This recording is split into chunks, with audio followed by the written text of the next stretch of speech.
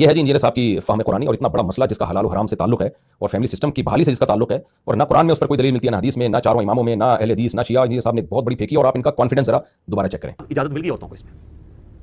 لوگ تو سمجھ ہوتے ہیں خامن کی مرضی بیوی رکھے چھوڑ دیں، نہ عورت کی بھی مرضی اپنے خامن کے ساتھ رہے یا نہ رہے. میں نے جو علامہ ابن کثیر رحمہ اللہ تعالیٰ کی تفسیر کا حوالہ دیا نا، یہ ایک مثال کے طور پر، ورنہ سارے مفسرین اس آیت کا یہی مفہوم بیان کرتے ہیں جو میں نے بھی آپ کے سامنے بیان کیا، اور اس کو بیان کی بھی کوئی ضرورت ایسی نہیں ہے، کیونکہ یہ تو ترجمے سے یہ چیز ظاہر ہے کہ اللہ تعالیٰ کیا کہہ رہے ہیں آیتوں میں.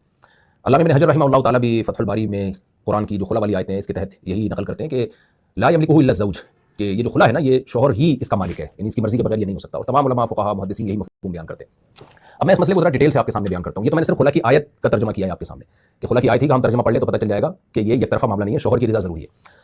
اس کے علاوہ قرآن کی آیات ہیں جن سے صاف پتہ چلتا ہے کہ عورت آئے گی اپنی مرضی سے، جائے گی شوہر کی مرضی سے.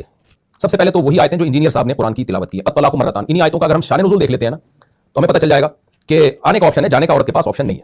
اس کا شان نزول کیا ہے؟ 3 اصحاب رسول صلی اللہ علیہ وسلم سے اس آیت کا شان نزول حدیث کی مختلف کتابوں میں موجود ہے، جو حوالے یہاں میں انشاءاللہ شیئر کر دوں گا.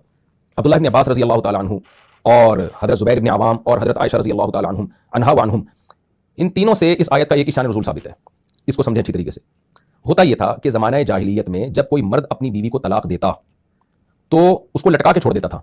طلاق دی، جب عدت پوری ہونے کا ٹائم آیا تو عورت یہ سمجھتی تھی اب میری عدت پوری ہوگی، نکاح ختم ہو جائے گا، میں جہاں چاہوں گی شادی کروں گی. تو مرد کیا کرتا؟ رجوع کر لیتا عدت پوری ہونے سے پہلے ہی. عورت کہتی چلو میں اب دوبارہ باؤنڈ ہو گئی اس آدمی کے ساتھ.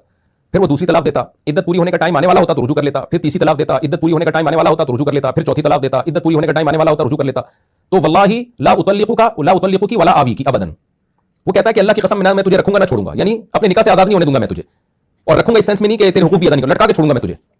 اللہ تعالیٰ نے اس ظلم کا سدباب کیا. اور سدباب کیسے کیا؟ موطا امام مالک کی حدیث ہے، ابو داؤد کی حدیث ہے، سنن نسائی کی حدیث ہے، تفسیر ابن کثیر میں علامہ ابن کثیر نے ابن جریر کے سند سے ذکر کی ہے، اور تمام صحیح حدیثیں ہیں. کیا اللہ تعالیٰ نے سدباب کیا؟ بھائی اب مرد عورت کو لٹکا نہیں سکتا. الطلاق مرتان، رجوع کا حق 2 طلاقوں کے بعد ہے تمہیں. فإن طلقها فلا تحل له من بعد حتى تنكح زوجا غيره. اگر تم نے تیسری دے دی اب تمہارے پاس رجوع کا آپشن ختم. حضرت عائشہ بھی بیان کر رہی ہیں، عبداللہ بن زبیر بھی بیان کر رہے ہیں، زبیر بن عوام، عبداللہ بن زبیر بن عوام رضی اللہ عنہ، اور عبداللہ بن عباس بھی بیان کر رہے ہیں کہ عورت کو ظلم سے روکنے کے، عورت پر جو ظلم ہو رہا تھا اس کو روکنے کے لیے اللہ تعالیٰ نے یہ کام کیا کہ تیسری کے بعد اختیار مرد کا ختم کر دیا، اور تیسری کے بعد اب رجوع نہیں کر سکتے.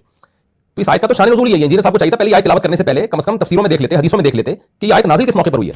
اب آپ مجھے بتاؤ آیت کا مقصد کیا تھا؟ کہ عورت پہ ظلم کیا ہو رہا تھا؟ ظلم یہ ہو رہا تھا کہ مرد اس کو کہیں اور شادی نہیں کرنے دیتا تھا. کیسے؟ کہ اپنی نکاح سے نکلنے نہیں دیتا تھا. اگر عورت کے پاس بھی اسلام میں خلا کا اس طرح سے حق ہوتا ہے جیسے انجینئر صاحب کہہ رہے ہیں کہ وہ شوہر کی مرضی کے بغیر بھی خلا لے سکتی ہے، تو اللہ تعالیٰ کو اس تکلف کی کیا ضرورت تھی معاذ اللہ کہ وہ آسمان سے آیتیں نازل کرتا کہ تیسری کے بعد تمہیں رجوع کا حق نہیں ہے. اللہ میاں کہہ دیتے تم رجوع کرتے رہو، کوئی بات نہیں، اس نے رہنا ہوگا رہے گی، نہیں رہنا ہوگا کورٹ سے جا کے خلا لے لے گی. یہ تو آیت کا سارا سیٹ اپ ہی ختم ہو گیا نا، آیت کا تو مفہوم ہی ختم ہو گیا بالکل. یعنی دوبارہ میں اس کو ایکسپلین کر دیتا ہوں. اللہ میاں کہہ رہے ہیں 2 طلاقوں کے بعد تمہیں رجوع کا حق ہے، تیسری کے بعد حق نہیں ہے. کیوں حق نہیں ہے؟ حضرت عائشہ، عبداللہ بن عباس اور زبیر بن عوام کی تفسیر کے مطابق اس لیے حق نہیں ہے کہ تم تیسری کے بعد بھی رجوع کر لوگے، پھر چوتھی دو گے، چوتھی کے بعد بھی رجوع کر لوگے، عدت پوری نہیں ہونے دو گے اس کی، وہ تو بیچاری لٹک جائے گی. تو اس لیے اب 2 کے بعد تو حق ہے، تیسری کے بعد تیسری زبان سے نکالی تو گئی بس، اب تمہیں روک نہیں سکتے تم اس کو اپنے پاس. تو یہ سارا اسلام کا طلاق کا فلسفہ فٹ ہی اس وقت بیٹھتا ہے جب یہ مانا جائے کہ عورت کے پاس علیحدگی کا آپشن نہیں ہے. ورنہ اللہ میاں یہ آیتیں ہی نازل نہ کرتے. اللہ میاں کہہ دیتے کہ کوئی بات نہیں، تم دیتے رہو، عورت سے کھیلتے رہو. میں نے عورت کو بھی حق دیا کہ جب چاہے گی وہ کورٹ میں خلا کا کیس فائل کرے گی. مرد نے بھلے 1 بھی نہ دی ہو، بھلے 2 بھی نہ دی ہو، 3 بھی نہ دی ہو. ہم تو کہہ رہے ہیں کہ 3 طلاق کے بعد مرد کا حق ختم ہوتا ہے، 3 طلاق سے پہلے مردوں کا حق ہے. اور تم تو 1 طلاق سے پہلے بھی عورت کو حق دے رہے ہو کہ ابھی 1 بھی نہیں دیا مرد نے، عورت جائے اور عدالت سے جا کے خلا کی ڈگری لے اور پتلی گلی سے نکلے. یہ انجینئر صاحب کی قرآن فہمی اتنے بڑے مسئلے میں اتنا بڑا انہوں نے جو ہے نا وہ بلنڈر کیا. باقی چھوٹے موٹے مسائل میں آپ کو سوچ سکتے ہیں ان کو اللہ نے کتنی فہم عطا کی ہوگی. علامہ ابن کثیر رحمہ اللہ تعالیٰ نے انہی تینوں حدیثوں کی روشنی میں جو میں نے بھی آپ کے سامنے پڑھی ہیں اور ویڈیو میں دکھائی بھی ہیں آپ کو، اسی حدیثوں کی روشنی میں علامہ ابن کثیر رحمہ اللہ تعالیٰ اس آیت کی وہی تفسیر بیان کرتے ہیں جو ابھی میں نے آپ کے سامنے رکھی. ابن کثیر رحمہ اللہ کہتے ہیں هذه الآية الكريمة رافعة لما كان عليه الأمر في ابتداء الإسلام من أن الرجل كان أحق برجعة امرأته وإن طلقها 100 مرة ما دامت في العدة فلما كان هذا فيه ضرر على الزوجات قصرهم الله إلى 3 طلقات وأباح الرجعة في المرة والثنتين وأبانها بالكلية في الثالثة فقال الطلاق مرتان فإمساك بمعروف أو تسريح بإحسان. اس کا حاصل بھی یہی ہے، اہل علم جو عربی سمجھتے ہیں کہ عورت پہ ظلم ہوتا تھا، ظلم سے روکنے کے لیے کہ مرد اپنے طلاق کے حق کا ناجائز فائدہ نہ اٹھائے، اور تیسری کے بعد اللہ نے طلاق کے حق کو ختم کر دیا. تو وہی بات کہ اگر عورت کے پاس کورٹ سے خلا کا حق ہوتا تو پھر یہ تکلف کی ضرورت ہی نہیں تھی. مرد طلاق دیتا رہتا، رجوع کرتا رہتا. عورت کو جب رہنا ہوتا تو طلاق سے پہلے بھی رہ لیتی، طلاق کے بعد بھی رہ لیتی. نہیں رہنا ہوتا تو طلاق سے پہلے بھی نہیں رہتی، وہ کورٹ سے جا کے خلا لے لیتی. قرآن کی 2 آیتیں میں نے آپ کے سامنے رکھ دی ہیں، تیسری آیت میں آپ کے سامنے رکھتا ہوں جس سے پتہ چلتا ہے کہ عورت آئے گی اپنی مرضی سے، جائے گی اپنی مرضی سے نہیں.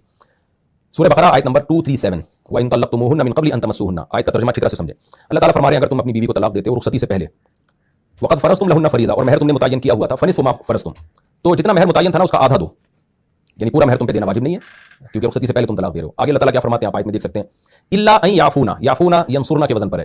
الا یہ کہ عورتیں معاف کر دیں، یعنی بیویاں ہی معاف کر دیں. وہ کہیں آدھا بھی نہیں چاہیے، یا عفو کا اصل معنی ہے چشم پوشی سے کام لے، درگزر سے کام لے. عورتیں کہتے ہیں نہیں بھی ہمیں نہیں چاہیے. او یعفو الذی بیدہ عقدۃ النکاح، اللہ کہتے ہیں یا شوہر درگزر سے کام لے، یعنی شوہر درگزر سے کام لینے کا مطلب شوہر کا نہیں جی پورا ہی دے رہا ہوں میں. شوہر درگزر سے کام لے، اور عورت کا درگزر کرنا کیا ہے؟ ہمیں آدھا بھی نہیں چاہیے بھائی، جب رخصتی نہیں ہوئی تو چھوڑے میں نے آپ کو معاف کیا. شوہر کا درگزر کرنا کیا نہیں بھائی، جب مہر پورا ہوا تھا تو طلاق میں دے رہا ہوں نا، پورا ہی لے لو آپ. تو اللہ تعالیٰ فرماتے ہیں او یعفو الذی بیدہ عقدۃ النکاح، آگے اللہ نے فرمایا وان تعفوا اقرب للتقوی، معاف کرنا یہ تقوی کے زیادہ قریب ہے، یعنی عورت اگر آدھا بھی معاف کر دے تو یہ تقوی کے زیادہ قریب ہے، اور مرد اگر پورا دے دے تو یہ تقوی کے زیادہ قریب ہے. دونوں کو قرآن ترغیب دے رہا ہے، عورت کو ترغیب دے رہا ہے کہ آدھا بھی معاف کر دو، اور مرد کو ترغیب دے رہا ہے کہ تم پورا دو، تاکہ سوسائٹی میں ایک اچھا معاشرہ وجود میں آئے. اب دیکھیں یہاں اللہ تعالیٰ نے عورت کے لیے عورت کی ضمیر استعمال کی، بیوی کے لیے، الا ان یعفونا، اللہ کہتے ہیں الا یہ کہ وہ عورتیں معاف کر دیں. ہونا یہ چاہیے تھا جب شوہر کی معافی کا تذکرہ آئے اور شوہر کو یہ ترغیب دی جائے کہ تم پورا مہر دو، تو اللہ میاں کو یہاں کہنا چاہیے تھا او یعفو زوجہا، یا اس کا شوہر جس نے طلاق دیا وہ معاف کر دے. نہ اللہ نے یہ تعبیر استعمال نہیں کی، کیونکہ اللہ میاں کو پتا تھا کہ 15ویں صدی میں ایسے لبرل قسم کے سیکولر قسم کے مذہبی رہنما آئیں گے جو عورت کو ڈیورس کا حق دے کے جائیں گے، تاکہ خواتین سے ان کو فیم ملے اور خواتین بیچاری بے وقوفی میں یہ سمجھ بیٹھیں کہ یہ ہمیں فیور کر رہے ہیں. تو اللہ میاں نے یہاں پر شوہر کے لیے بیدہ عقدۃ النکاح کا لفظ استعمال کیا کہ وہ شخص پورا مہر دے دے جس کے ہاتھ میں نکاح کی کنجی ہے، نکاح کی گرہ ہے. اللہ میاں نے بتا دیا کہ عقدۃ النکاح، نکاح کی جو گرہ ہے یہ ہسبینڈ کے ہاتھ میں، جج صاحب کے ہاتھ میں نہیں ہے. جج کے پاس جس نکاح کی گرہ ہے نا وہ اس کی بیوی ہے. اس لیے میں بار بار کہتا ہوں جج اپنی بیوی کے نکاح کے بندھن کو کھول سکتا ہے، کیونکہ جس کے ہاتھ میں گرہ ہوتی ہے گرہ کھول بھی وہی سکتا ہے، وہ خدا گرہ کو کہتے ہیں، تو گرہ کھول بھی وہی سکتا ہے. تو جج گرہ کھول سکتا ہے، اس عورت کے نکاح کی گرہ کھول سکتا ہے جس عورت کے نکاح کی گرہ جج کے ہاتھ میں، اور جج کے ہاتھ میں کس عورت کے نکاح کی گرہ ہے؟ اپنی بیوی کے، قرآن کے مطابق. دوسروں کی بیویوں کے نکاح کی گرہ جج کے ہاتھ میں ہے ہی نہیں، وہ شوہر کے ہاتھ میں، جیسے کہ اللہ تعالیٰ فرما رہے ہیں جج تھوڑی مہر پورا دے گا بیوی کو. شوہر کے بارے میں اللہ کہہ رہے ہیں کہ تم پورا مہر دے دو، طلاق کے بعد بھی بنتا آتا ہے لیکن دے دو پورا. تو شوہر کے لیے اللہ نے یہاں یہ لفظ استعمال کیا او بیدہ عقدۃ النکاح، کہ جس کے ہاتھ میں نکاح کی گرہ ہے. انجینئر صاحب کہہ رہے ہیں کہ عورت بھی جب چاہے شوہر سے آزادی لے سکتی ہے، جبکہ اللہ کیا کہہ رہے ہیں کہ عقدۃ النکاح جو ہے عورت اپنی مرضی سے آئے گی، اس میں تو عورت پہ زبردستی نہیں ہے. جانے کے لیے یہ گرہ اللہ نے شوہر کے ہاتھ میں دے دیا، وہ گرہ کھولے گا تو علیحدگی ہوگی، نہیں کھولے گا تو علیحدگی نہیں ہوگی. سورہ بقرہ میں عقدۃ النکاح کا دوسری جگہ بھی یہی مطلب ہے. قرآن میں کیا ہے؟ ولا تعزموا عقدۃ النکاح حتى يبلغ الكتاب اجلہ. اللہ کہتے ہیں جب کوئی عورت بیوہ ہو جاتی ہے تو عقدۃ النکاح کا عزم نہ کیا کرو جب تک اس کی عدت پوری نہ ہو جائے. تو یہاں بھی عقدۃ النکاح کا مطلب کیا ہے؟ نکاح کے عقد میں اس کو لانا، اس کو جو ہے وہ بیوی بنا لینا. تو بیوی جب بن گئی ہے تو اب اس کی جو ہاتھ میں گرہ، جو گرہ ہے بیدہ، وہ شوہر کے ہاتھ میں. تو قرآن کی سائز سے بھی یہ مضمون بہت ہی واضح ہوتا ہے. اب ہم ذرا انجینئر صاحب کی طرف دوبارہ چلتے ہیں، دیکھیے وہ کیا کہہ رہے ہیں. یہ اب آپ کو پتہ ہے نا مفتی صاحب ٹھیک رہے ہیں، یہ ججوں کی بیویاں نہیں ہیں، کیونکہ ان کے بابا جان جو ہے، ٹھیک ہے، یعنی کہ امام حنیفہ روحانی بابا جان، وہ یہ فتویٰ دے گئے ہوئے ہیں. اب انہوں نے اپنے بابے کا فتویٰ تو لال کرنا ہے. مفتی صاحب بیٹھ کے جی یہ ججوں کی بیویاں نہیں ہے، جج اپنی بیوی کو طلاق دیتے، لوگوں کی بیوی کو طلاق دیتے. کیا کریں جج؟ تمہارے ہنڈے قسم کے جو حنفی عوام ہے اور ہنڈے قسم کے جو حنفی مولوی ہیں وہ اپنی بیویوں پہ ظلم کرتے ہیں، طلاق بھی نہیں دیتے، تو ان کی سنوائی کہاں پہ ہوگی؟ کھلا عورت کا اتنا ہی حق ہے جتنا مرد کا طلاق دینے کا. نہیں نہ دینا مرد طلاق، عدالت میں جائے گا، عدالت میں نہیں جاتا، ٹھیک ہے، ون سائیڈ ڈیسیژن ہو جائے گا.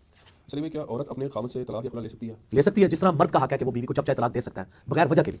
اللہ کے ظلم مجرم ہوگا، طلاق واقع ہو جائے گی. عورت بھی بغیر وجہ کے خامد سے کھلا لے سکتی ہے، گناہ گار ہوگی بغیر وجہ کے لیے، لیکن وہ تو اس کا حق ہے، وہ لے سکتی ہے. طلاق میں رجوع کوئی بندہ کہتا ہے جی، ایک عورت کہہ رہی ہے جی میں نے بغیر وجہ کے لے دی ہے. میں نے کہا یہ کیسے ہو سکتا ہے؟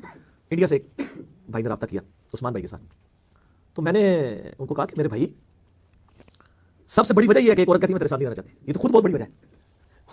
اب یہ کہنا جی وہ کہ جی میں تیرے ساتھ یہ مسئلہ ہے، جب وہ کہی میں نہیں رہنا چاہتی، خود بتاتے خود بہت بڑی وجہ ہے. یہ میں نے 3 آیتیں آپ کے سامنے پیش کی ہیں، قرآن کی اور بھی آیات ہیں جس سے صاف پتہ چلتا ہے کہ عورت آئے گی اپنی مرضی سے، جائے گی اپنی مرضی سے نہیں. سورہ بقرہ کی آیات ہیں للذین یؤلون من نسائہم تربص 4 اشہر فإن فاؤوا فإن اللہ غفور رحیم وإن عزموا الطلاق فإن اللہ سمیع علیم. ایلا کیا ہوتا ہے پہلے میں یہ بتا دوں. اس آیت میں اللہ نے فرمایا کہ جو مرد اپنی بیویوں سے ایلا کرتے ہیں تو 4 مہینے تک انتظار کیا جائے گا. تو اگر مرد رجوع کر لیں تو ٹھیک ہے، اچھی بات ہے، رجوع نہیں کرتے تو طلاق کا انہوں نے عزم کیا ہوا ہے، تو اللہ تعالیٰ سننے والا جاننے والا ہے. کیا مطلب اس آیت کا میں آپ کو ڈیٹیل میں بتاتا ہوں. دیکھیں ایلا کہتے ہیں مرد اگر قسم اٹھا لینا کہ میں اپنی بیوی کے پاس نہیں جاؤں گا. ایک تو ہوتا ہے کوئی مرد ویسے ہی اپنی زوجہ سے ہم بستری نہیں کر رہا، سفر پہ گیا ہوا ہے، یا اس کو رغبت ختم ہو گئی ہے اور اسی کے ساتھ 4-5 مہینے 6 مہینے گزر جاتے ہیں، یا بیوی ہی بیچاری عمر زیادہ ہو گئی ہے اس کی، یا کوئی ایسا عیب پیدا ہو گیا جس کی وجہ سے مرد میں اس کو ہم بستری میں رغبت ہی نہیں رہی ہے، کوئی عیب ایسا پیدا ہو گیا اس میں. کیونکہ ہم بستری ایک ایسی چیز ہے جس کا تعلق مرد کی طبیعت پر ہے، اگر اس کی طبیعت مائل نہیں ہوگی تو وہ زبردستی مرد سے کام کرایا نہیں جا سکتا. وہ ایک نارمل ہے، وہ ایک الگ بحث ہے، اس کا یہاں قرآن میں تذکرہ نہیں ہے.